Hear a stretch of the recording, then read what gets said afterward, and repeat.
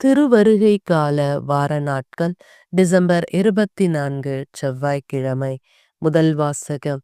தாவீதின் அரசு ஆண்டவர் முன் என்றென்றும் உறுதியாக இருக்கும். சாமுவேல் 2ஆம் நூலிலிருந்து வாசகம். தாவீது அரசர் தம் அரண்மனையில் குடியேறிய பின் சுற்றியிருந்த எல்லா எதிரிகளின் தொல்லைகளினின்றும் ஆண்டவர் அவருக்கு ஓய்வு அளித்தார். அப்பொழுது இறைவாக்கினர் நாத்தானை தாவீது அழைத்து, பாரும், நான் கேதுரு மரங்களால் ஆன அரண்மனையில் வாழுகிறேன். கடவுளின் பேழையோ கூடாரத்தில் இருக்கிறது என்று கூறினார். அதற்கு நாத்தான், நீர் விரும்பியது அனைத்தையும் செய்துவிடும், ஏனெனில் ஆண்டவர் உம்மோடு இருக்கிறார் என்று அரசரிடம் சொன்னார். அன்று இரவே ஆண்டவரின் வார்த்தை நாத்தானுக்கு அருளப்பட்டது. நீ சென்று என் ஊழியன் தாவீதிடம் ஆண்டவர் இவ்வாறு கூறுவதாக சொல். நான் தங்குவதற்கு எனக்கு ஒரு கோவில் கட்டப் போகிறாயா? என் மக்கள் இஸ்ரேலின் தலைவனாக விளங்க புல்வெளியில் ஆடு மேய்த்து கொண்டிருந்த உன்னை நான் அழைத்தேன். நீ சென்ற இடமெல்லாம் நான் உன்னோடு இருந்தேன். உன் கண்முன் உன் எதிரிகள் அனைவரையும் அழித்தேன். மேலும் உலகில் வாழும் பெரும் மனிதர் போல் நீ புகழுற செய்வேன். எனது மக்களாகிய இஸ்ரேலுக்கு ஓரிடத்தை அளிப்பேன். அவர்கள் அந்த இடத்திலேயே நிலைத்து வாழ செய்வேன்.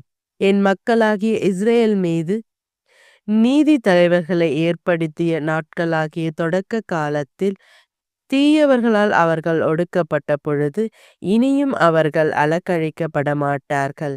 அனைவரின் தொல்லைகளினின்றும் உனக்கு ஓய்வு அளிப்பேன். மேலும் ஆண்டவர் தாமே உன் வீட்டை கட்டப்போவதாக அவர் உனக்கு அறிவிக்கிறார். உன் வாழ்நாட்கள் நிறைவு பெற்று நீ உன் மூதாதையரோடு துயில் கொள்ளும் பொழுது உனக்கு பிறக்கும் உன் வழித்தோன்றலை உனக்கு பின் நான் உயர்த்தி அவனது அரசை நான் நிலைநாட்டுவேன். என் முன்பாக உனது குடும்பமும் உனது அரசும் என்றென்றும் உறுதியாக இருக்கும். உனது அரியணை என்றுமே நிலைத்திருக்கும். ஆண்டவரின் அருள்வாக்கு. இறைவா, உமக்கு நன்றி. நற்செய்தி வாசகம். விண்ணிலிருந்து விடியல் நம்மை தேடி வருகிறது. லூக்கா எழுதிய தூய நற்செய்தியிலிருந்து வாசகம். அதிகாரம் 1, இறை வார்த்தைகள் 67 79 முடிய. அக்காலத்தில் திருமுழுக்கு யோவானின் தந்தை செக்கேரியா தூய ஆவியால் ஆட்கொள்ளப்பட்டு உரைத்த இறைவாக்கு. இஸ்ரேலின் கடவுளாகிய ஆண்டவரை போற்றுகிறோம், ஏனெனில் அவர் தம் மக்களை தேடி வந்து விடுவித்தருளினார். தம் தூய இறைவாக்கினர் வாயினால் தொடக்க முதல் அவர் மொழிந்தபடியே அவர் தம் ஊழியராகிய தாவீதின் குடும்பத்தில் வல்லமையுடைய மீட்பர் ஒருவர் நமக்காக தோன்ற செய்தார்.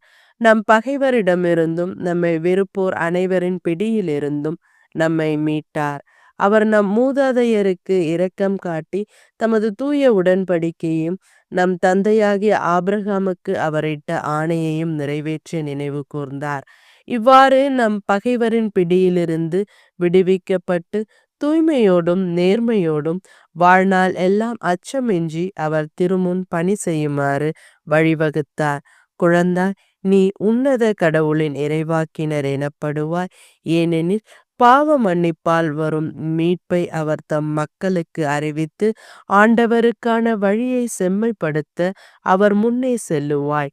இருளிலும் இறப்பின் பிடியிலும் இருப்போருக்கு ஒளி தரவும் நம்முடைய கால்களை அமைதி வழியில் நடக்க செய்யவும் நம் கடவுளின் பரிவுள்ளத்தாலும் இரக்கத்தாலும் விண்ணிலிருந்து விடியல் நம்மை தேடி வருகிறது.